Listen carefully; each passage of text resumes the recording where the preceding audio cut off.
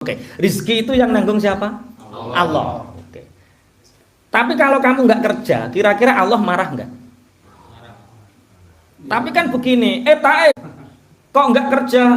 Orang ngerti di Lauh Mahfud. Itu sudah tercatat rizki saya. Saya gerak dan tidak gerak, itu Allah jamin rizki saya. Huwa maulana, kulla yusibana, ayatnya jelas.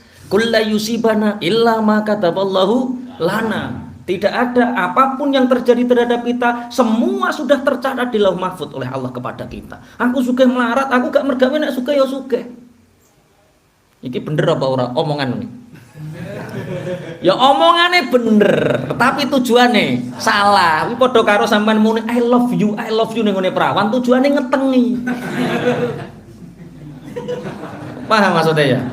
Jadi kita bekerja, keringat meruntus, bercucuran, bekerja itu ikhtiar, dan ikhtiar itu perintahnya Allah. Mengharap fadlnya Allah itu ibadah. Jadi kita keluar dari rumah untuk bekerja itu bernilai pahala. Sedangkan hati kita kudu bertawakal ngono maksudnya. Kerja terus tapi utekmu duit. Wiritanmu pokoknya duit. Wiritane itu duit tok. Ning kene iku gak ono Allah. Lah iku jenenge ora tawakal, iku jenenge hubbud dunya, abdud dunya, budaknya dunia yaitu. Ketika bahagia dia lupa Allah, ingatnya musik, ingatnya nyanyian ketika bahagia. Ketika susah, meratapi nasib, wiritane ya nasib. Tak baleni. Jadi ikhtiar itu pekerjaan fisik, zahir itu bernilai ibadah karena itu ikhtiar, melakukan perintah Gusti Allah. Tawakal perintahnya Allah, pekerjaan hati. Maka saya belajar tawakal itu ya latihan, semua harus latihan.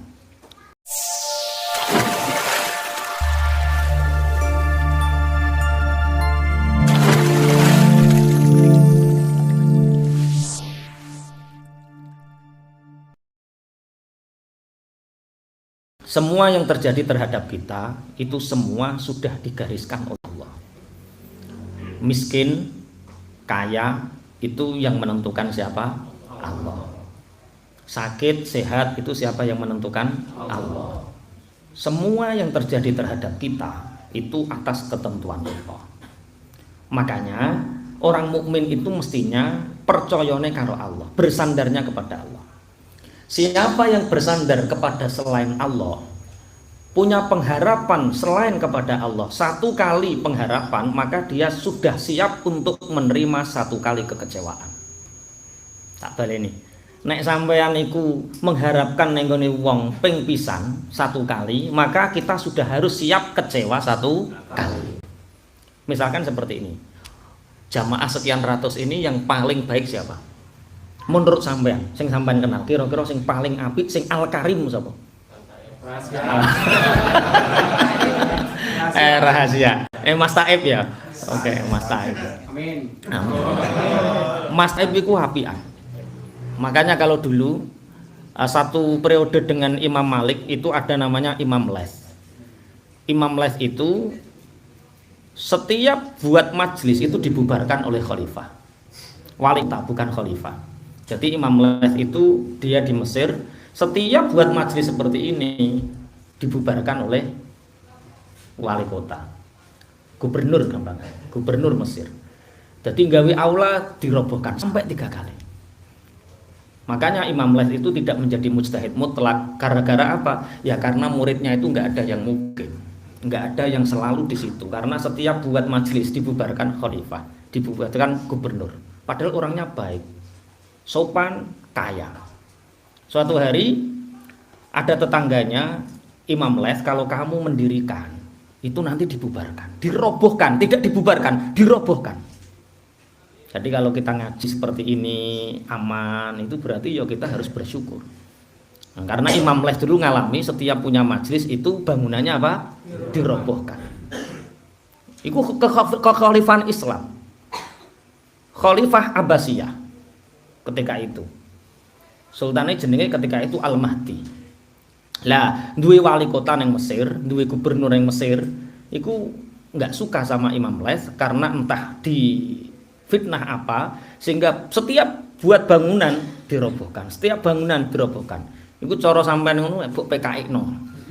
Pemerintahane langsung mbok darani apa? PKI. 3 kali, tapi Imam Les diam, padahal jamaahnya banyak. Akhirnya tetangganya ngomong, gini saja Imam Les, saya itu butuh uang, itu rumah saya beli saja. Dibeli sama Imam Les dengan harga yang ya mahal, dibeli, alhamdulillah keberkahan Allah sehingga nanti rumah ini akan saya jadikan majelis ilmu. Bareng tetangganya ini bawa uang, pergi kemana ditelusuri oleh Imam Les. Di mana dia yang rumahnya beli? Ternyata buat gubuk kecil. Loh, kenapa kamu nggak buat rumah baru yang agak besar? Imam Les, rumah yang saya beli itu, yang saya jual ke sampean itu untuk nyauri utang, dan tersisa ini biarlah aku hidup dalam qanaah ini karena saya ditipu dalam perdagangan, makanya saya bangkrut. Imam Les pun nangis. Kenapa nggak ngomong dari kemarin? Ngomong apa? Kalau buat nyauri utang. Ya terus sudah, rumahmu tak kembalikan ke kamu. Lah gimana? Hutangmu lunas sudah, uang saya. Ada nggak sekarang seperti Imam Les? Wah, itu Imam Les. Kullu yusibana illa ma kataballahu lana huwa maulana wa 'alallahi falyatawakkalul mu'minun. Kalau kamu bersandar kepada selain Allah satu kali, berarti kamu siap untuk patah hati, kecewa satu kali. Percaya iku karo Allah. Tawakal niku napa? Berserah diri. Rasa takut, rasa bahagia hanya bersama Allah, itu tawakal. Nek kowe duwe duit kok ayem, gak duwe duit susah. Lah iku tawakale pirang persen? Gini, jadi tawakal itu seperti ini. Kalau mengambil itu pekerjaan zahir atau pekerjaan hati? Zahir. Setiap kita misalkan kerja, menggerakkan kaki, menggerakkan tubuh, anggota badan, itu pekerjaan zahir atau pekerjaan hati? Zahir. Kalau tawakal itu pekerjaan zahir atau pekerjaan hati? Hati. Klik ya jadi. Bukan berarti tawakal itu sampan tengok-tengok tok, lungguh terus, diam, nggak ngapa-ngapain, pokoknya kare Allah. Itu bukan tawakal, itu malas namanya. Iya, katok loh. Iya. Jadi tawakal itu hatinya berserah, bersandar kepada Allah, fisiknya ikhtiar sebagai bentuk ibadah. Oke, rizki itu yang nanggung siapa? Allah. Oke. Tapi kalau kamu nggak kerja, kira-kira Allah marah nggak? Tapi kan begini, kok nggak kerja? Orang ngerti di Lauh Mahfud. Itu sudah tercatat rizki saya. Saya gerak dan tidak gerak, itu Allah jamin rizki saya. Huwa maulana, kulla yusibana, ayatnya jelas. Kulla yusibana illa ma kataballahu lana. Tidak ada apapun yang terjadi terhadap kita, semua sudah tercatat di Lauh Mahfud oleh Allah kepada kita. Aku suka melarat, aku gak mergawe, nek suka ya suka. Iki bener apa ora omongan ini? Ya omongannya bener, tapi tujuannya salah. Kuwi padha karo sampean muni I love you ning ngene perawan, tujuannya ngetengi. Paham maksudnya ya? Jadi kita bekerja, keringat meruntus, bercucuran, bekerja itu ikhtiar, dan ikhtiar itu perintahnya Allah. Mengharap fadlnya Allah itu ibadah. Jadi kita keluar dari rumah untuk bekerja itu bernilai pahala. Sedangkan hati kita kudu bertawakal ngono maksudnya. Kerja terus tapi utekmu duit. Wiritanmu pokoke duit.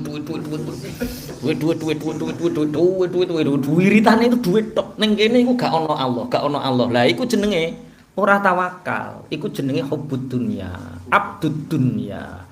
Budaknya dunia yaitu ketika bahagia dia lupa Allah, ingatnya musik, ingatnya nyanyian ketika bahagia. Ketika susah meratapi nasib, wiritane ya nasib. Tak baleni. Jadi ikhtiar itu pekerjaan fisik, zahir, itu bernilai ibadah karena itu ikhtiar, melakukan perintah Gusti Allah. Tawakal perintahnya Allah, pekerjaan hati. Maka saya belajar tawakal itu ya latihan, semua harus latihan. Ketika istri saya hamil 6 bulan, saya sudah punya tabungan itu 1.700.000. Wah keren ya, nganten anyar, bojone hamil 7 wulan, maksudnya ya wis 8 wulan nek dadi nganten anyar meteng 7 wulan. Enggak, maksudnya enggak gitu, sampean niku suudzon. Enggak, maksudnya cek latihan rumah tangga, istri hamil 7 bulan, punya uang 1.700.000 itu sudah keren saat itu, uang 2007. Kenapa? Dukun bayine ibu Dewi. Bidan itu minsana nih Kak. Padha tawa, nek ning nggonku ya gratis. Berarti ki 1.700.000 sudah bisa untuk akikah. Ya, ada teman saya. Bogrek kaya sak pantaran. Bojone ya meteng. Tek metenge ya padha 7 wulan. Tak takoki, meteng pirang wulan, Mas? 7 wulan, Kang. Ngono ki wis mbok cawisi. Ngene iki penggawean angel, sulit. Terus ya belum ada. Tak seneni. Wong dadi suami kok gak siaga. Wah, perkara aku yo duwe dhuwit 1.700.000. Mbok kerja dicawisi duit. Akhirnya ketika 2 bulan lagi melahirkan, lah si bobrek niku mergawe mempeng 2 wulan oleh duit 700. 700 sing 300 iku kanggo ngupahi dukun bayi, sing 300 kanggo ngupahi bidan. Ijek iso 100 nggo bancaan. Cukup. Bareng anak saya yang pertama lahir tanggal 14 Agustus, bidan niku gerak jalan. Bidan niku tak golek gerak jalan, sing dukun bayi gak mentolo perkara anake dhewe. Akhirnya rumah sakit, Pak. Habisnya 2 juta lebih. Makanya sekarang kalau ada orang hamil, saya itu ojo pikir duit. Jangan mikirkan duit, doa yang banyak. Semoga diberi keselamatan. Berapapun uang kalau nggak dibuat cukup sama Allah nggak cukup. Aku wis tahu ngalami. 1.700.000 gak cukup, Pak. Dilalah bidane gerak jalan ngono ae. Ada kiai. Iku latihan. Jadi tawakal itu harus dilatih. Terus nek kiai ora oleh salah. Biasa ngakoni salah itu biasa. Nah, ada satu cerita. Ini nanti banyak cerita tentang tawakal ya. Malik bin Dinar. Malik bin Dinar itu dia berangkat haji. Wong jenenge Malik bin Dinar itu duit. Jadi Malik anaknya duit, saking sugih, Pak. Ya, Malik bin Dinar itu melakukan perjalanan haji. Malik bin Dinar itu satu ulama yang hidup di tahun 748 Masehi atau abad kedua lah dari Hijriah. Berarti sekitar 200 Hijriah. Ketika itu Malik bin Dinar melakukan perjalanan haji. Di perjalanan haji itu dia kaget karena saat itu ada burung gagak muter-muter di atas kepala Malik bin Dinar. Karena bekalnya Malik bin Dinar ini banyak, terutama di belakang ada roti. Terus gagak ini nyonglong roti ini. Terus ditutno karo Malik bin Dinar. Ternyata ada seseorang yang dibondo dirantai, dikei mangan karo gagak ini, dikasih makan. Loh, Bapak kenapa kok dirantai, dibondo? Saya ini musafir yang mau melaksanakan ibadah haji, kemudian ada perampok dan saya ini harta untuk haji saya semua dirampok. Lah terus ini sudah berapa hari? 5 hari. Selama 5 hari ini apa yang terjadi? Ketika saya dirampok harta saya, kemudian saya ditali itu, saya berdoa sama Allah, ya Allah, Engkau mentakdirkan aku untuk memanggilku, yaitu melaksanakan ibadah haji. Sekarang uangku semua sudah habis. Ya Allah, aku berserah diri kepadamu, aku ridho hidup untuk melaksanakan ibadahmu, juga ridho mati demi melaksanakan ibadah kepadamu. Ternyata Allah ngirimkan tiap hari itu ada burung gagak itu ngasih makan saya. Akhirnya dilepas sama Malik bin Dinar.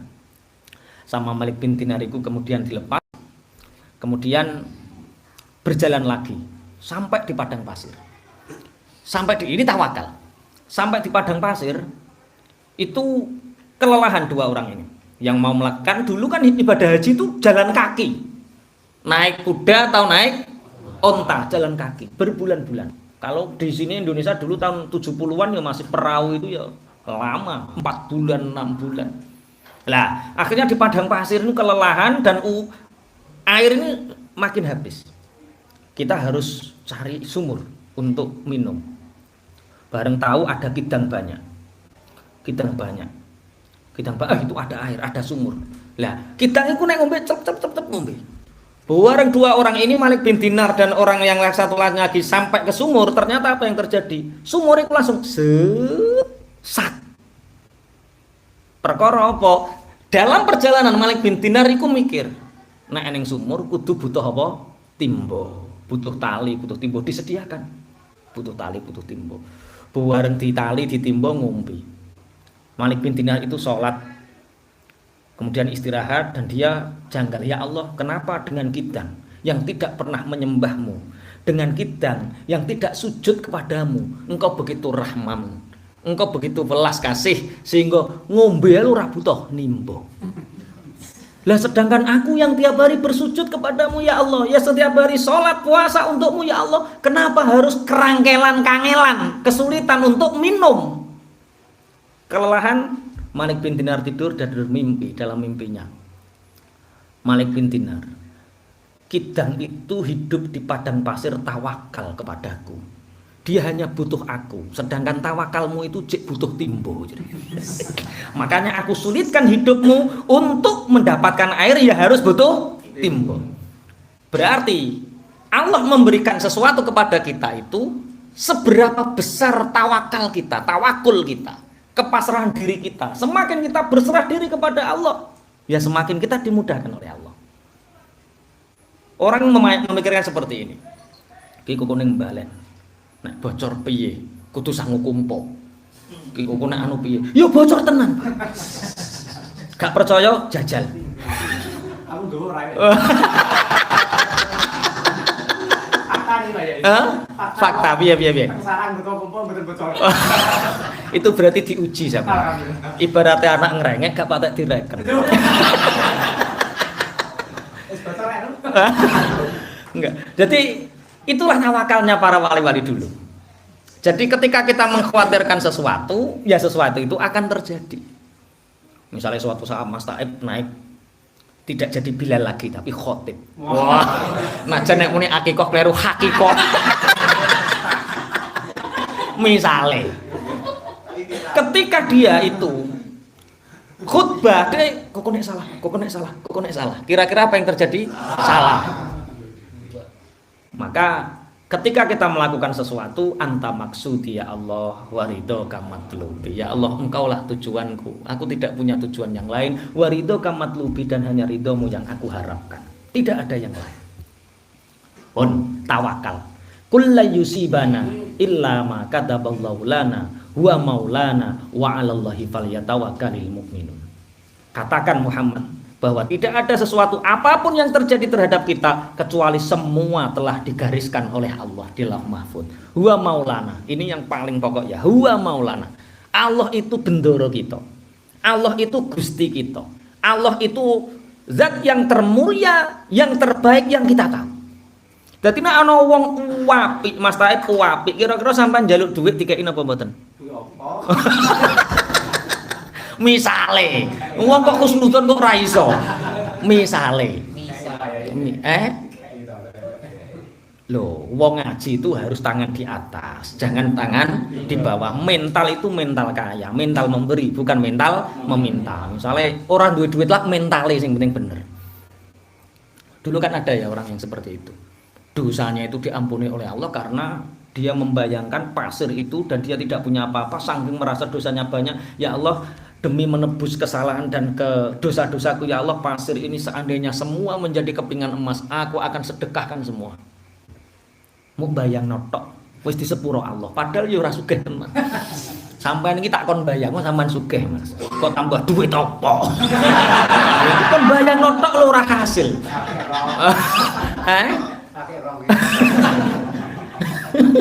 Nah, misalnya ngene, Mas Taib orang Al-Karim, terkenal yang mulia. Orang mulia itu pasti dermawan. Orang mulia itu suka membantu. Orang mulia itu suka, misalkan ada temen sahabat ngaji hati ini butuh, kira-kira Mas Taib bantu enggak? Padahal manusia.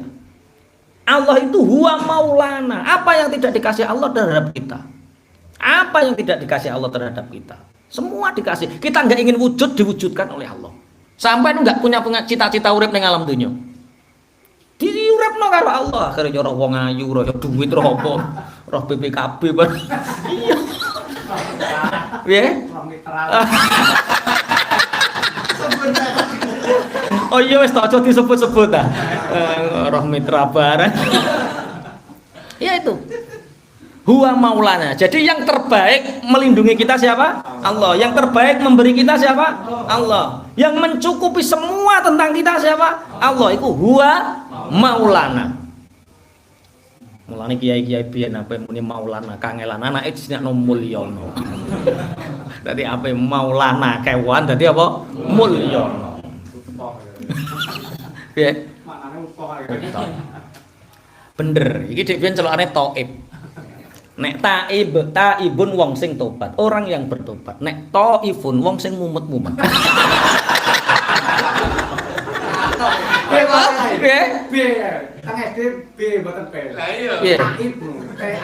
Ya itu bener. Kalau taib itu orang yang bertaubat. Kalau taif itu wong sing mumet-mumet. Mumet golek Allah. Ya wis, karep mula. Mumet golek ya Allah. Oke. Huwa maulana. Ini maksudnya huwa maulana. Allah yang mencukupi kita, Allah yang membersamai kita, Allah yang menemani kita, Allah yang mencukupi kita, Allah yang termulia di antara yang paling mulia. Sehingga dengan orang mulia saja kita percaya, apalagi Allah yang sifatnya Al-Karim, yang lebih mulia dibandingkan semua orang yang memuliai kemuliaan. Tawakal lagi. Fisiknya bergerak, hatinya tawakal. Ada seorang ulama itu kepingin haji itu lama, namanya Hatim Al-Asom. Ini kalau cerita tentang dintuti wong wedok wis apal kabeh kan. Hatim Al-Asom. Hatim Al-Asom itu hidup sama. Wali-wali ini hidup rata-rata di abad kedua Hijriyah. Jadi rata-rata 200 sekian masa hidupnya. Hatim Al-Asom itu orang yang istilahnya sangat ingin melakukan ibadah haji tapi kurang berkecukupan. Jadi kalau di fikih itu kewajiban haji itu setelah berapa? Setelah hartanya ketika sangu haji itu dikalikan 3 kali, itu dia sudah berkewajiban melaksanakan ibadah haji. Jadi kalau sangune haji itu sekarang 50 juta, berarti orang yang sudah mempunyai uang 160 juta, berarti dia sudah kewajiban haji. Aku gak duit Pak, tapi duitku sawah. Saya nggak punya duit tapi punyaku sawah. 1 petak itu kalau dijual ya bisa 75. Berarti saya punya 3. Berarti 75 kali 3 berarti berapa? 200. Berarti wajib. Nek wajib terus di ngene iki lho. Ulang-ulang elek ya ngene iki, Pak. Sing ngongkon adol ki lho sapa? Nanti viral lagi. Ngaji hati itu semua dijual. Dodolan sawah kabeh mulai. Maksud saya enggak gitu ya. Sawah ya biarkan, tapi minimal kalau punya tabungan, dahulukan ibadah haji untuk menyempurnakan Islam kita. Karena mestinya kita sudah berkewajiban walaupun enggak punya uang, aset kita itu sudah wajib haji. Makanya kalau uang yuk ditabung untuk ibadah haji, diluaskan niatnya. Lah Hatim Al-Asom itu dia hanya bisa menafkahi anak istrinya kalau berangkat haji itu 3 hari. Jadi wali-wali dulu, ulama-ulama dulu biasa dicukupkan untuk 3 hari. Jadi misalkan 4 hari ke depan itu nggak tahu yang dimakan apa, sudah nggak tahu. Itu saking hasbunallah, saking tawakalnya kepada Allah. 4 hari. Kalau kalian berapa hari? Wah, gabah ya sak omah. Gabah sak omah ngono ngakune cek marat. Omahe cek tulis PKH kok. Gabah Masya Allah sak omah kebek ngono ngarepe tulisannya PKH. Ya ora isin, Pak. Prasejahtera. Itu berarti sebelum sejahtera. Masya Allah. Padahal gabahe sak omah. Hatim Al-Asom itu kecukupan hanya 3 hari untuk makan. Tapi putrinya itu tahu, Bapak, saya tahu Bapak, bahwa Bapak itu kepingin pindah haji. Sudahlah, haji saja. Nah terus ini gimana uang sakuku? Bapak itu punya Maulana, Bapak itu punya Allah yang Al-Karim. Ya bertawakal saja kepada Allah, biar Allah yang mencukupinya. Terus ibumu piye? Ibu digoleki. Bu piye bu? Aku kaji to ora bu ibu? Wis to Bapak, demi menyempurnakan Islam agamane Bapak berangkat. Nah terus bagaimana nasib sampean? Nasib ojo pikir. Insya Allah kalau Allah memberi jalan kepada kita, kita akan jalan. Yang penting sampean nggawa sangung kelambi, nggak usah untuk bekal makanan. Coba berapa bulan melakukan perjalanan? Hatim Al-Asom. Hatim Al-Asom itu dia hidup di Hatim Al-Asom itu kalau wali-wali dulu biasanya Baghdad ya. Akhirnya melakukan perjalanan antara Baghdad sampai Mekah itu dia nggak punya apa-apa. Otomatis kalau orang itu kekuatan lapar itu berapa hari? Lapar itu berapa hari? 2 hari. Bener 2 hari. Subuh sampai maghrib lapar gak kira-kira? Lah ya sedina ngono mlete 2 hari. Iya, Hatim Al-Asom itu akhirnya ikut kafilah. Kafilah itu travel. Kalau sekarang ya tour and travel itu. Biru perjalanan. Kalau dulu namanya kafilah. Iya, kafilah rombongan bareng-bareng. Kemudian Hatim Al-Asom mengatakan, bolehkah aku ikut melakukan perjalanan ke Mekah? Boleh Pak, boleh. Bagaimana biayanya? Biaya dipikir belakangan. Yang penting ikut dulu, semoga Allah memberi keselamatan untuk kita semua. Di perjalanan ternyata ketua suku kafilah ini dintuk kalau jengking.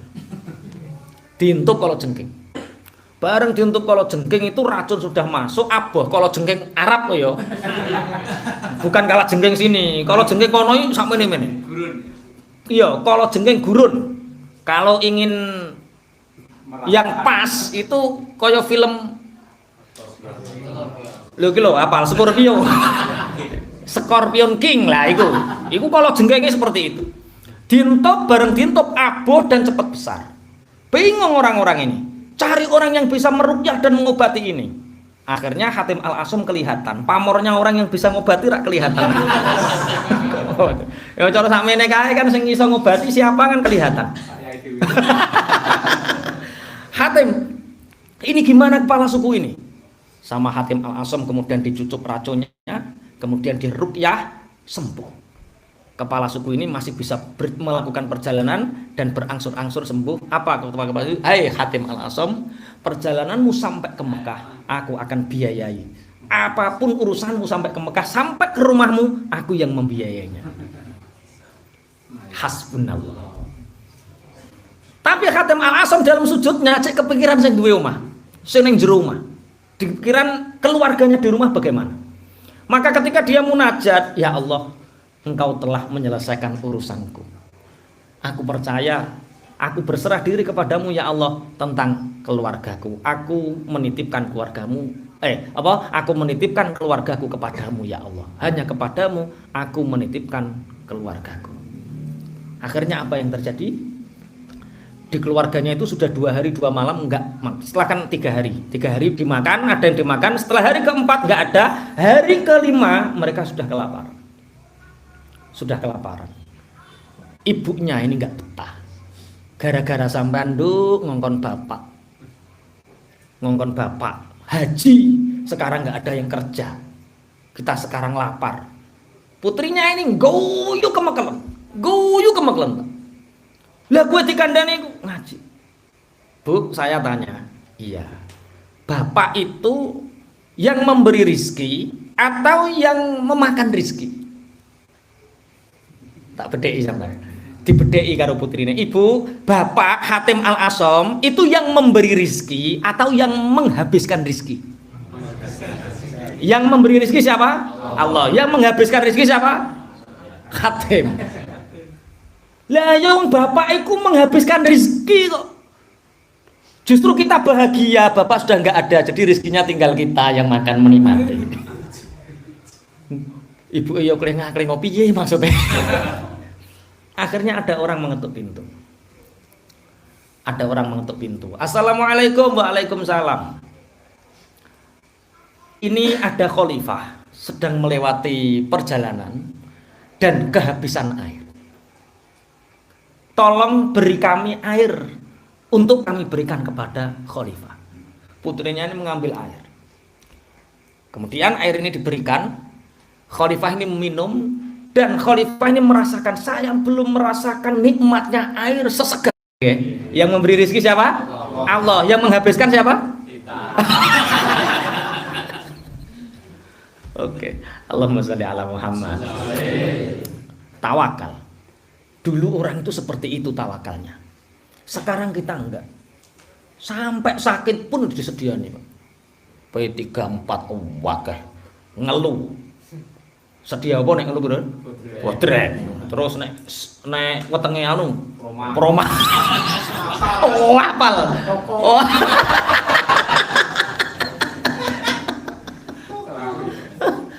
Ya Allah, ya Allah. Tawakal. Berarti tapi berobat boleh, berobat itu berpahala.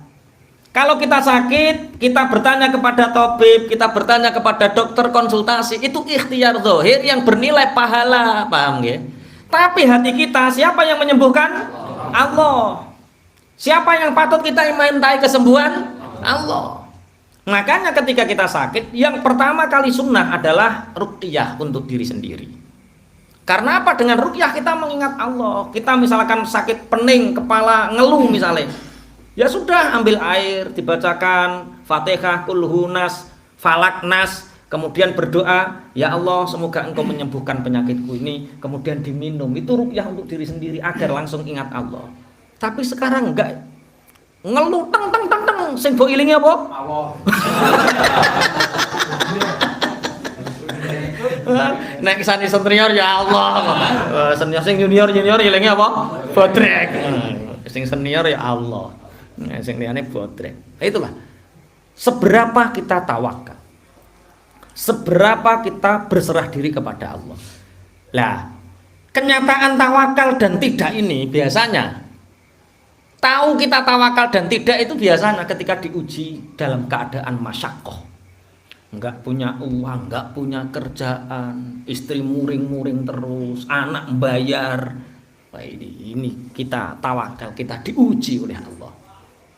Makanya Imam Ghazali, detik-detik akhirnya Imam Ghazali itu dia pergi ke Gaza Palestina. Padahal di Mesir Imam Ghazali itu sebagai mufti. Dia punya universitas, dia dihormati, ibarat jalan kaki itu sandal ditatakno, setiap enggak sandalan dikai permadani. Imam Ghazali melimpah, dia sangat nyaman hidupnya, seakan-akan hatinya itu nyaman karena Allah. Tapi ketika dia bertemu dengan seseorang yang menertawakannya ketika nyapu-nyapu itu, kenapa engkau melihatku tertawa? Imam Ghazali, engkau itu tidak isyak billah. Kamu itu belum isyak billah. Kamu itu belum nyaman dengan Allah. Kamu itu nyaman dengan hartamu, nyaman dengan kedudukanmu. Akhirnya Imam Ghazali itu ke Palestina itu membawa apa? Membawa kendi sama jarum bulah. Jarum bulah. Pertama yo masyakoh, ora duwe duit, biasanya tuku apa-apa gampang terus gak duwe duit. Nggawa jarum nek ngremenowo suwak didondomi, terus ada air kalau dia haus minum, ya itu saja yang dibawa. Ternyata awal-awalnya beliau mencerita sangat resah karena punya ketergantungan terhadap makhluk selain Allah. Dan ketika melakukan perjalanan itulah dia merasakan isyak billah, dalam keadaan tidak punya ketergantungan dengan apapun. Bahkan ketika di Palestina itu orang menyebut Qala Al-Ghazali, padahal Al-Ghazali yo ngaji. Ngaji ning guri. Oh yo aku disebut.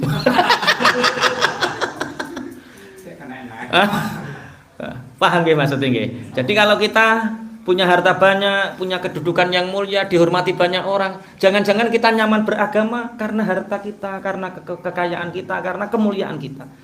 Makanya yang hari ini mungkin nggak punya pekerjaan, mungkin hidupnya kesusahan masalah keuangan, Anda sedang dicubit oleh Allah dengan mesra, itu tandanya Anda disuruh tawakal kepada Allah. Sing sugih-sugih jangan-jangan itu muni is biar jangan-jangan kita ini dilulu sama Allah. Panggilan sayang. Tapi bukan berarti kemudian tawakal itu kemudian kita nggak kemana-mana terus langsung berserah diri kepada Allah, tidak berikhtiar apapun secara zahir. Makanya dulu Syakik Al-Balkhi itu punya muridnya Syakik Al-Balkhi itu namanya Ibrahim bin Adham. Ibrahim bin Adham itu mondok seperti anak-anak santri di sini, itu mondok di Syakik Al-Balkhi. Hatim Al-Asom itu mondoknya juga di Syakik Al-Balkhi. Syakik Al-Balkhi itu gurunya para wali. Di antaranya Hatim Al-Asom itu santrinya, kemudian siapa?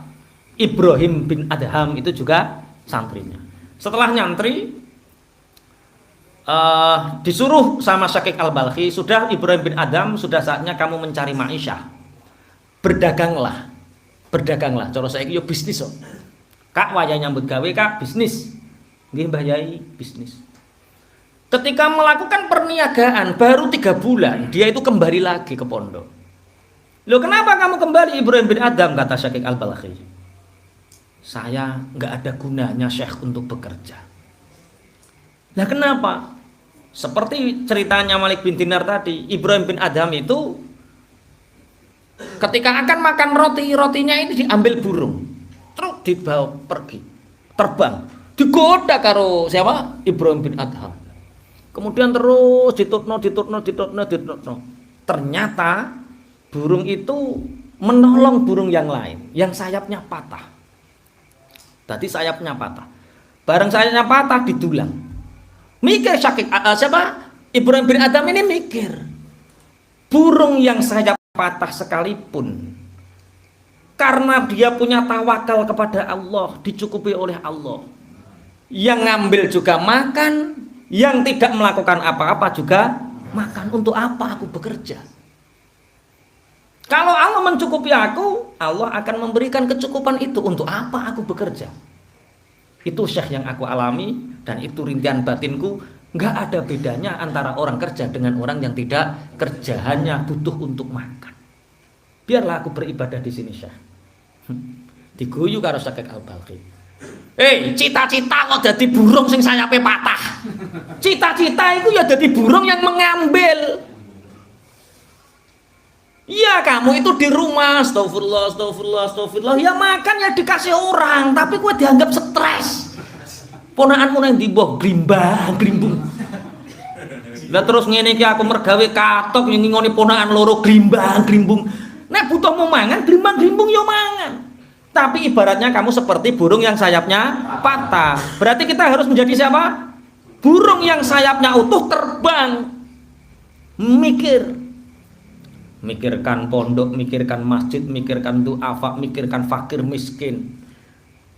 Jangan jadi orang yang menerima gabai undung-undungan tapi tulisannya prasejahtera. Itu tobat tenan. Walaupun dia kaya itu mentalnya mental miskin. Karena dia mengharap pemberian orang lain, itu mental miskin. Kalau mental kaya itu mental memberi. Walaupun misalkan kita nggak punya tapi nggak dikasih sama pemerintah, PKH dan lain sebagainya, kita tetap bersedekah, keren tuh, kaya. Berarti kaya itu bukan urusan yang punya uang dan tidak punya uang. Kaya itu bermula dari apa? Mental. Nah, mental kita ini sekarang mental meminta. Negara bareng melok gawe wakaf. Itu mental meminta sumbangsih. Bukan mengajari mental untuk memberi. Wakaf itu urusan karakter, urusan keimanan. Dan ini yang harus kita kritisi. Jadi wakaf, sedekah, infak itu karakter keimanan. Atas dasar takwa, bukan atas dasar mengatasi krisis. Biarkanlah yayasan-yayasan itu. Jadi mentalnya itu jangan sampai mental apa? Meminta, tapi mental memberi kaya. Ampun. Jadi dimulai dari kita lah. Kita harus bermental kaya. Kulla yusibana. Jadi burung apa?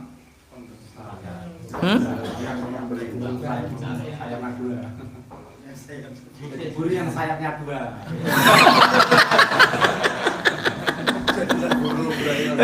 Jadilah burung yang sayapnya dua. Lah ada burung yang sayapnya tiga. Oh. Jangan sampai menjadi burung yang bersayap patah, mengharapkan pemberian. Tapi jadilah burung yang memberi, mencari, berikhtiar. Lah kemudian berarti setiap orang tawakal itu Allah memberinya. Tak balik nih. Kalau orang bertawakal, Allah akan mencukupi. Wa may yatawakkal 'alallah fahuwa hasbuh. Ini ayatnya. Wa may yatawakkal 'alallah fahuwa hasbuh. Siapa yang bertawakal kepada Allah, yang hatinya berserah diri kepada Allah, fahuwa hasbuh. Allah yang mencukupinya. Kalau Allah belum mencukupi, berarti tanyakan dalam hati kita, sudahkah kita bertawakal? Ini ku ayat harus diimani. Wa may yatawakkal 'alallah fahuwa hasbuh. Kenapa Allah menjauhkan kita dari kelapangan? Allah menjauhkan kita dari kebahagiaan, urip kok sumpek ruwet terus, menjauhkan itu. Itu jangan-jangan hati yang serakah, yang di situ tidak ada tawakal. Ada orang itu seperti ini. Dia pegawai dan gajinya lewat ATM. Kebetulan 6 bulan itu nggak diambil gaji di ATM. Bareng mau diambil, ternyata ATM dan surat-surat penting lainnya hilang. Kemudian pihak bank, Pak, ATM saya hilang. Ya sudah, kalau nggak ada ATM berarti buku tabungannya ikut hilang. Kemudian surat-surat penting yang lain juga ikut hilang dan lama sudah nggak ada. Waduh, 6 bulan sia-sia aku bekerja. Pulang dari kantor bank, ada seseorang, Pak, saya butuh sekali Pak uang. Saya punya arloji, ini ada lampingannya emas Pak.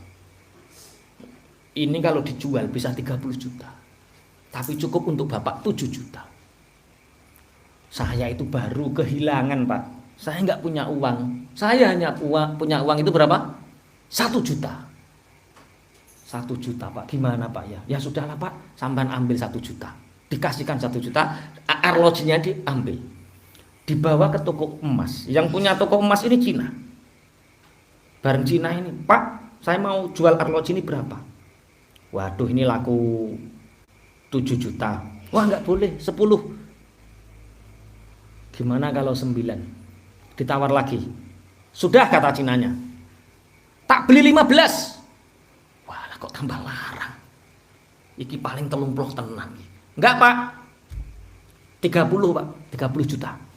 Enggak mau saya, 20 kata Cinanya. Enggak Pak, 30.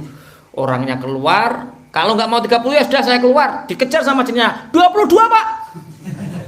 22. Enggak, pokoknya 30. Sudah enggak dikejar lagi. Sampai di kantor, cerita sama teman-temannya. Saya itu kehilangan. Mau ambil gaji sekitar 6 juta lah 6 bulan itu. Lah terus, tapi semua nggak bisa saya ambil uangnya, saya beli arloji itu 1 juta. Lah terus ditawar 22 juta. Lah kamu saya kasihkan? Enggak. Kata yang punya arloji ini bisa laku 30 juta. Bento kowe. Sing batur-batur reku bento kowe. Goblok sing walah tok ndang enakno wong wis banti akeh wong 1 juta apa yo enggak. Besok saya mau jual 30 pokoknya. Setelah itu dia bawa ke toko-toko yang lain.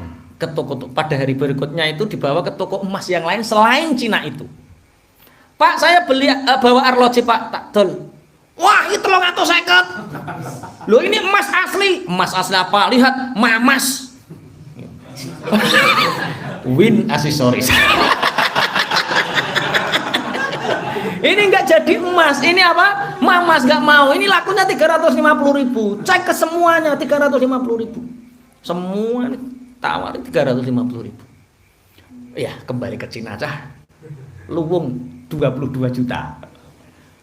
Apa biasanya panggilnya Cina itu koh ya? Koh. Koh. Koh, koh toko. Aku ini koh. Seneng baturan Cina.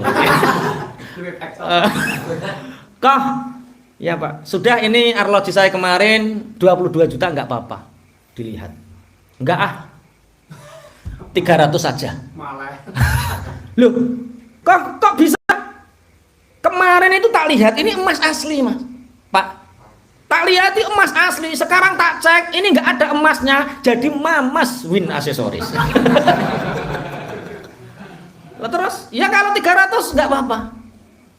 Ya sudah 300.000 bawa pulang. Ditanya teman-temannya, gimana Mas? 300.000. Ini cara bahasanya zong. Zong. 300.000. Kata temannya seperti ini. Apa yang menyebabkan rezekinya berkurang sebegitu banyak? Keserakahan. Ngerti keserakahan? Apa?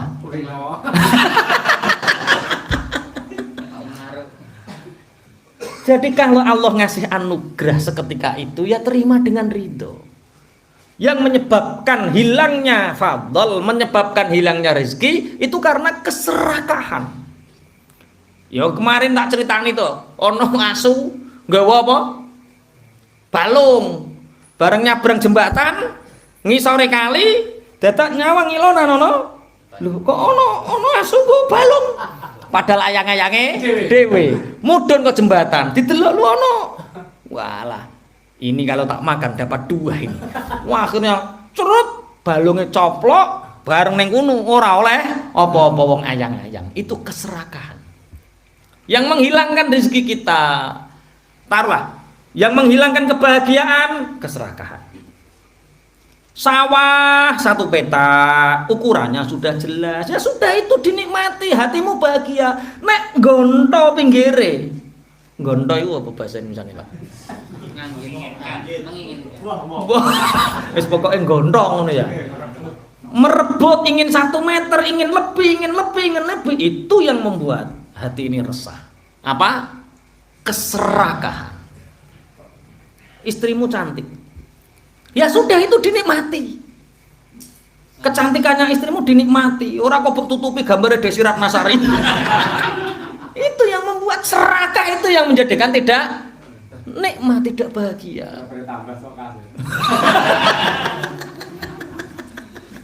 Iku lho. Nek ana Cak Hari iki ukti ya sing ketiga. Iku nyindir Cak Hari ya asline iku. Piye? Boten Kak Hari boten kenal. Ya sing budi boten. Iku bojone loro. Bojone loro. Nah itulah. Jadi apa yang menghilangkan nikmat dari hati kita apa? Keserakahan. Ingat, keserakahan.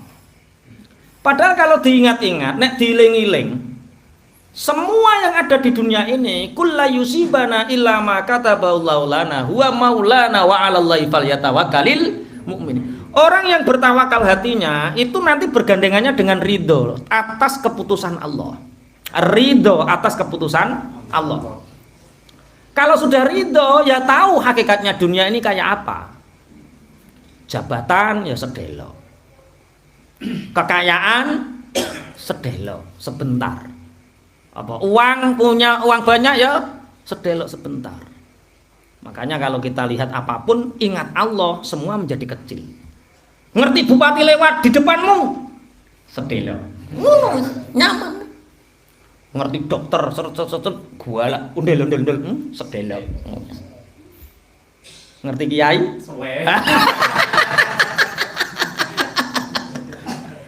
Ya sama, ngerti presiden kita nggak akan haibah, nggak akan punya rasa takut, nggak akan, karena apa? Sedelo. Yang maha abadi itu hanya Allah. Huwa maulana. Sedelo. Ndelok bojo kok elek, nyawang wong ayu, sedelo. Dadi sing ayu sedelo. Jadi yang menyebabkan hilangnya nikmat apa? Keserakahan. Dan serakah itu timbul dari orang yang tawakalnya kurang. Keserakahan timbul dari orang yang tawakalnya apa? kurang. Wa 'alallahi falyatawakkalul mu'minun. Jadi orang-orang munafik itu mengharapkan orang Islam itu kalah. Didhawuhi karo Gusti Allah, kowe ngenteni kita kalah. Kalah bagi wong muslim iku apik, karena orang muslim itu pasti terjatuh di antara salah satu di antara dua kebaikan. Wong muslim iku ra ono gak penake, wong muslim iku penak kabeh. Piye? Kanan kiri? Oke. Jadi wong muslim ora maksiat tok terus. Jadi wong Islam iku penyakitnya mau apa? Maksiat tok. Selain maksiat, semua dalam keadaan baik. Turu ibadah. Mangan ibadah. Apa nih? Sampai Kanjeng Nabi dawuh wa fi bud'i ahadikum shadaqatun. Bahkan di farjinya istrimu itu ada sedekah. Jatah bojo lho jek diarani apa? Sedekah. Wis penak. Kok tenan nyepi ngono sing ngrasakno suwe kok. Penak. Jadi orang Islam itu kalau dia mendapatkan ujian dia sabar berpahala. Kalau dapat nikmat dia syukur juga berpahala. Terus wong mukmin iku gak penake ning ndi? Mulane orang munafik itu melihat orang mukmin, wah, mengharapkan kesedihan orang mukmin. Wong mukmin gak pernah sedih. Wong mukmin itu selalu bahagia. Mulane Sayyidina Umar bin Khattab ketika ditanya, "Bagaimana kabarmu ya Amirul Mukminin?" "Raditu billahi rabbah wa bil islami dina wa bi Muhammadin nabiyya wa rasulah." "Ya Amirul Mukminin, bagaimana kabarmu?" "Wah, pokoknya pangeranku cek Allah beres. Baik-baik saja. Kalau nabiku cek Muhammad, baik-baik saja. Kalau agamaku masih Islam, baik-baik saja. Semua itu, selain itu, semua tidak ada nilainya." Jadi wong Islamnya enak. Nek wayah susah awake sapa? Sabar. Nek wayah syukur. Dan siapa yang bersyukur ditambahi, yang menyesal hidupnya, yang bersedih hidupnya, selalu akan dalam kesedihan. Nabi Musa itu pernah ditamoni 2 orang. Ini iling-iling nek menawa iki padha karo sampeyan. Ana Nabi Musa ditamoni 2 orang. Ya Nabi Allah, yang pertama, "Iya Kak, tolong doakanlah aku untuk kaya. Mosok urip ya ono, ya ini susah, ekonomi angel. Mbok ya saya ini didoakan. Kamu kan nabi, kamu rasul, saya percaya. Mbok ya saja kan doakan kaya." Dikasih tahu sama Nabi Musa, "Kamu mau tak kasih tahu resepnya kaya?" "Iya, mau." "Bersyukurlah kepada Allah." Kowe iki piye? Wong aku iki ora duwe apa-apa kok syukur. Sing disyukuri iki lho apa? Wong nuturi kok ora tepat. Aku ki njaluk resep kaya. Tambah resepe jere apa? Syukur iku lho piye? Padha karo wong rene. Assalamualaikum yi, waalaikumsalam. Piye uripmu kok tambah penak ngene iki? Ya terus piye uripmu tambah susah? Eneng jamu tolak melarat ora? Ada enggak jamu tolak melarat enggak? Ada. Apa? Itu tambah melarat. Iya. Dan rata-rata orang itu kalau disuruh, "Kak, resep kaya itu satu." Sudah dinas, apal kabeh ayatnya, sudah hafal semua. Laing syakartum la azidan. Khotibmu ya muni kuwi. Mas Taib sambutan nganten ya kuwi. Iku bahaya nek bung sambutan nganten. Kalau bersyukur akan ditambahi. Paham? Piye maksudnya? Ya ayo. Berarti resep kaya itu apa? Syukur. Orang ini marah orang miskin. Hei Nabi Musa, mbok yo mikir. Saya disuruh bersyukur, yang saya syukuri itu apa? Uang nggak punya, wes pokoknya nemen uripku iku mbok kongkon syukur, mulai karo gremeng. Ki Nabi opo? Padha karo sampean tak tuturi, wayah dikongkon syukur. Ngene iki aku ruwet ngene-ngene. Resepnya satu, Kak, syukuri dengan segala keadaan. Mulai kiai mau ning gerjeplak. Ayo dikongkon syukur ya Kiai Kurniawan. Nabi Musa nih gremeng iki. Ora fleksibel. Akhirnya tamu yang kedua datang.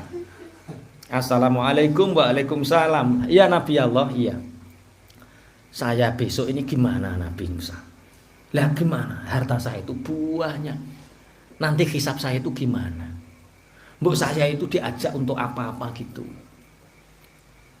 Saya itu nanti hisabnya bagaimana? Harta saya terlalu banyak. Saya diajak berjuang untuk apa gitu loh. Apa kata Nabi Musa? Pak, jangan engkau sesali fadl anugerah dari Allah. Jangan pernah menyesal untuk menjadi kaya. Selalulah bersyukur. Iya, akhirnya orang ini pulang. Apa yang terjadi? Jamaah sing yang kaya ini makin kaya dengan syukurnya. Yang miskin makin miskin karena geremengnya itu. Sudah tahu resepnya kaya ya? Apa? Nanti alhamdulillah Bu karo bojone dilus-lus. Alhamdulillah. Kenapa Pak? Dapat ilmu baru. Resep menjadi kaya. Apa Pak? Bersyukur nek tak kei piro-piro nrimo. Alah, alasan. Lho iki lho, sing gara angel sugih iki. Kowe iku gremeng ya tak kei piro-piro. Resep kaya itu apa? Bersyukur. Alhamdulillah. Jadi bojone sampean itu sebenarnya gampang. Kalau ingin cepet kaya itu mudah. Dikai 10.000 matur nuwun Pak, matur nuwun barokallah. Dikai 100.000 matur nuwun Pak, barokallah. Cuwepet sugih. Sampean cuwepet sugih. Nek blas iki. Bojone sampean ben nek bokai. Nek bokai piye? Biasa. Oh.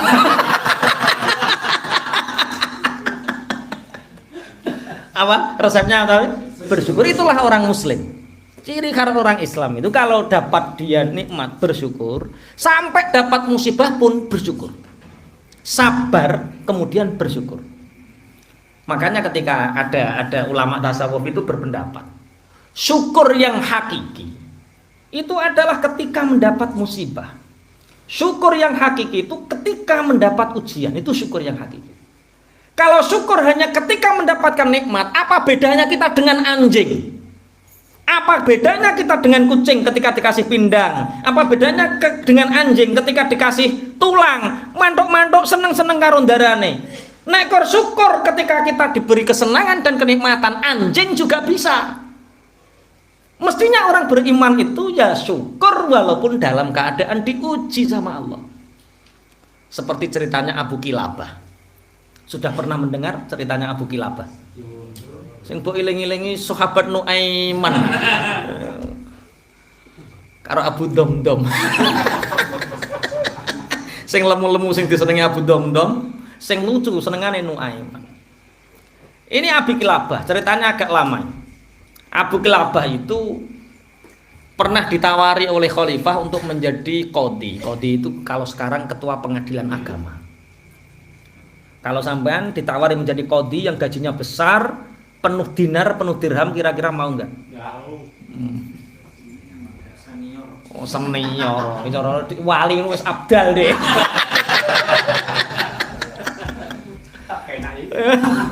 Lah, Abu Kilabah ini bertemu dengan seseorang. Dia ditemukan dalam keadaan buta matanya. Kakinya sulit untuk digerakkan. Kurus kering keronta. Ketika ada gubuk kecil di tengah di pinggiran padang pasir, orang ini mampir dan melihat ternyata di situ ada uang yang tua renta dan dia berzikir alhamdulillah. Alhamdulillah ala kulli nikmah ya Allah, alhamdulillah ala kulli nikmah. Ya Allah, segala puji untukmu atas segala nikmat yang Engkau berikan kepadaku ya Allah. Wong sing liwat sing meriwayatkan hadis ini bingung. Yang disyukuri apanya? Nikmat yang mana? Wong mata sudah tidak bisa melihat, kaki sudah sulit untuk digerakkan, enggak punya uang, yang dimakan besok juga belum ada. Sing disyukuri apa?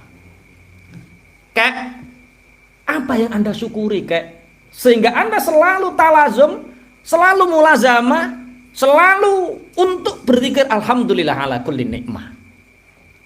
Aku bersyukur karena Allah memberiku seorang putra yang sampai hari ini selalu menuntunku untuk sholat jamaah ke masjid. Hanya hari ini aku tidak bersolat jamaah dan dia itu sholat jamaah sendiri.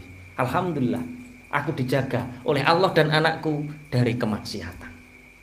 Itu yang aku syukuri. Tapi ala kulli nikmah itu banyak, Syekh. Banyak nikmat apa lagi? Aku mensyukuri nikmat lisanku masih bisa berzikir kepada Allah. Lisanku masih bisa berzikir kepada Allah. Selama lisanku dan hatiku masih bisa berzikir kepada Allah, aku akan selalu bersyukur. Ini sudah 5 jam anakku jamaah ke masjid dan belum pulang. Akhirnya kalau bapak berkenan tolong carikan anakku. Ternyata ketika dicari ada sepotongan orang yang tercabik-cabik badannya, di situ ada banyak singa. Ternyata ketika diperlihatkan itu jasad anaknya. Pak, anakmu telah meninggal dan mayatnya dicabik-cabik harimau. Alhamdulillah ya Allah. Alhamdulillah. Kenapa engkau menyebut dalam keadaan seperti itu engkau masih bersyukur kepada Allah dengan menyebut alhamdulillah? Anakku mati dalam keadaan pulang dari sholat jamaah. Itu adalah sebaik-baik kematian. Kemudian orang ini alhamdulillah ala kulli nikmah, alhamdulillah ala kulli nikmah sampai meninggal. Meninggal dalam keadaan bersyukur. Orang ini kemudian meminta bantuan orang, ada rombongan kuda, disuruh berhenti, dilihat orang ini takbir Allahu Akbar, ini orang yang kita cari. Siapa dia? Abu Kilabah. Dia ini yang ditawari untuk menjadi mufti oleh khalifah, tapi dia menghindar demi kezuhutannya, menjaga dirinya dari memakan sesuatu yang tidak haknya. Takut untuk memakan sesuatu yang tidak haknya. Itu orang dulu. Lagi rapayu-payu rabi suwe ngene iki soapan yo. Astagfirullah. Aku kurang apa ya Allah? Sehingga engkau mengujiku dengan ujian seberat inilah yo. Berarti resep untuk cepat nikah apa? Dileh saiki aja kok sabar. Dileh. Dipindah. Golek. Iya, golek itu ikhtiar dapat pahala. Tapi resepnya adalah dengan apa? Bersyukur. Sehingga dengan bersyukur ini kita akan nyaman dengan Allah. Isyabillah. Sehingga kita akan selalu berhusnudzon kepada Allah. Ini fungsinya bersyukur. Jam berapa nih? Jam 9 kurang 3 menit. Pelajaran malam hari ini dari 2 ayat yang terang-terangan. Ini menerangkan tentang munafik ya sebenarnya. Kul hal tarabbasuna bina illa ihdal husnayain. Belum selesai. Katakan Muhammad kepada orang-orang munafik itu, kalian mengharapkan kita orang mukmin untuk bersedih, mendapatkan musibah, kalah dalam perang. Katakan orang muslim dalam keadaan apapun mendapatkan 2 kebaikan. Kalau enggak bersabar ya bersyukur. Kalau orang seperti kita ini ngaji seperti ini, datang ke masjid taklim, kalau niatnya benar kita dapat apa? Pahala. Siapa yang berjalan mencari ilmu, hati sewakeh sampai diistighfari oleh semua hewan yang ada di jagat raya mendoakan kita. Dipangku para malaikat. Sampai ini maksudnya dipangku malaikat. Umpama roh nu gigu sampean. Kok udange malaikat saking senenge.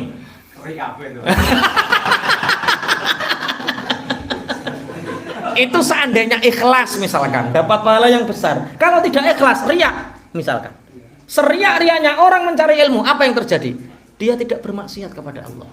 Kalau orang tidak bermaksiat artinya berpahala. Illa ihdal husnayain. Tidak ada yang buruk bagi orang muslim selama dia tidak bermaksiat kepada Allah. Pahami maksudnya? Jadi jangan takut untuk melakukan kebaikan apapun, karena memang orang muslim ditakdirkan pasti terjatuh dalam sesuatu yang baik. Nah, oke. Kemudian wa nahnu natarabbasu bikum ayyusibakumullahu bi'adzibin min indihi aw bi'aitina. Sedangkan kami menunggu kalian hai orang-orang munafik untuk segera diberi musibah oleh Allah berupa siksa dari Allah atau dari tangan-tangan kita. Jadi wong munafik, wong kafir ngenes pokoknya. Ngenesnya apa? Dia kesana salah, kesini salah. Kalau orang mukmin kesana benar, kesini benar. Fatarabbasu. Kalau nggak percaya, fatarabbasu. Tunggulah saatnya nanti. Inna ma'akum mutarabbisun. Kita bersama-sama menantikan apa yang terjadi. Jadi ini bedanya orang mukmin dengan orang munafik. Kalau orang mukmin kemanapun dia berjalan, dia dalam keadaan baik. Dikasih sakit, ya baik bagi orang mukmin, dia bisa bersabar memperoleh pahala kesabaran. Diberi miskin, ya baik. Diberi kaya, baik. Diberi pangkat, baik. Diberi menjadi rakyat biasa, baik. Semua baik bagi orang mukmin. Tidak ada yang tidak baik. Karena di dalam diri orang mukmin itu pasti ada dua kebaikan. Kalau enggak syukur ya sabar. Sabar. Innallaha ma'as-sabirin alladzina idza asabathum musibah qalu inna lillahi wa inna ilaihi raji'un. Sabar itu bersamaan dengan Allah. Makanya hurufnya pakai ma'a. Kalau ma'a itu ma'a itu sifatnya ya bersamaan. Jadi orang yang diuji oleh Allah itu dibersamai Allah. Dan kamu sabar, berarti kamu bersama Allah. Bersama itu keren. Lah nek syukur ditambahi. Aja dibedakno, wis ngene iki ya penak sabar wae. Sabar itu kadang-kadang jatuh ke putus asa. Syukur kadang-kadang jatuh di kemewahan, di mewah-mewahan. Jadi yus pokoknya seberapa ukurannya ya kita sendiri yang tahu. Orang lain tidak bisa mengukur kesabaran kita, hanya kita sendiri yang bisa mengukur. Orang lain tidak bisa mengukur syukur kita, hanya kita sendiri yang bisa mengukur. Sabar tolek sabar. Perasamu aku rong sabar. Mulane kowe keliru nek ngukur iki. Perasamu rong sabar, jere dhewe wis sabar. Seperti tamunya Nabi Musa yang pertama kali. Ingin doakan kaya, ya bersyukurlah. Sing tak syukuri apa aku? Apa-apa aku lo kurang kok mbok kongkon? Kok sabar terus ini? Syukur. Jadi ada orang yang seperti itu ada ya. Dikongkon tambah. Jadi datang ke rumah. Saya sering seperti ini. Kalau ada orang seperti ini, dia nggak perlu dituturi, Pak. Hanya didengarkan. Itu ciri khasnya seperti itu. Datang Pak Yai saya masalah seperti ini, masalah seperti ini. Sampun wis wae cerita. Ngeten lho Pak, tiyang niku kedah sabar. Jenengan mboten nate dados kula to Pak Yai. Ngono, jenengan mboten nate dados sampai enggak pernah menjadi saya. Pak Yai dadi aku ya padha ae ngelune. Batinku ya beda. Lho beda. Ilmune. Jere Mas Taib air segaram Air segelas. piye? Air segelas. Air segelas. Campur sama sedok garam. Terus Rasanya getar. terus air yang Sampai naik. Oke, itu jadi pelajaran dua ayat ini. Satu, sebisa mungkin latihan. Hati ini harus selalu berserah diri kepada Allah dalam keadaan apapun.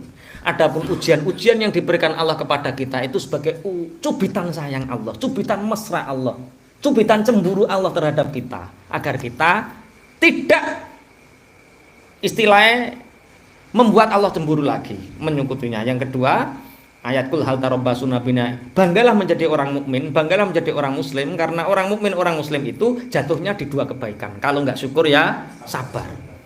Kalau nggak syukur ya sabar. Makanya kita harus selalu pede dalam melakukan kebaikan. Kalau keburukan pede, maka kebaikan harus pede. Kalau ngaji kamu tujuannya riya, ya minimal kamu tidak bermaksiat dan datang duduk di sini sudah bernilai. Duduk saja sudah bernilai. Dan yang karena ada cerita Cak Win itu, jamaah itu kadang-kadang punya keyakinan kalau ngaji di sini hutangnya lunas. Ya memang seperti itu. Kenapa hutangnya cepat lunas? Ya hatinya bahagia. Hutangnya masih.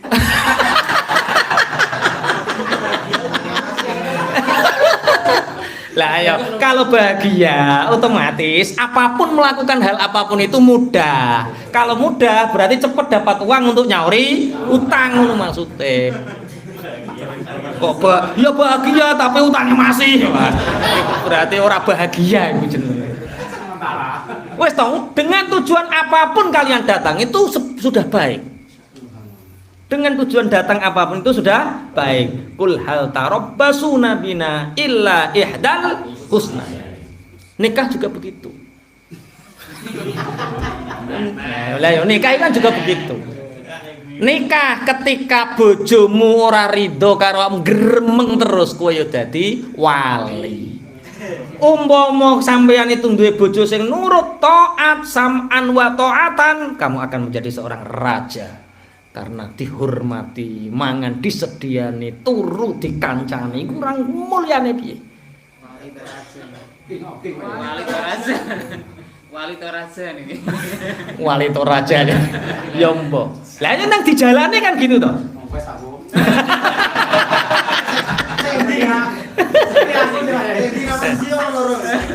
Oke, dua ayat ini kita menerangkan tentang arti tawakal, syukur dan sabar. Al-Fatihah. Bismillahirrahmanirrahim. Alhamdulillahirabbil alamin. Arrahmanirrahim. Maliki yaumid.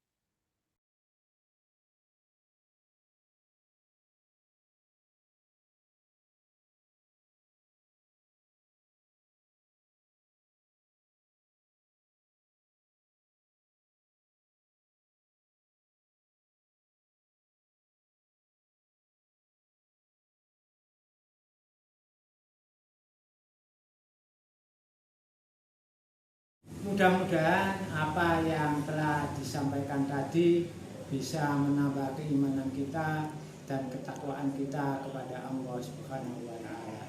Assalamualaikum warahmatullahi wabarakatuh.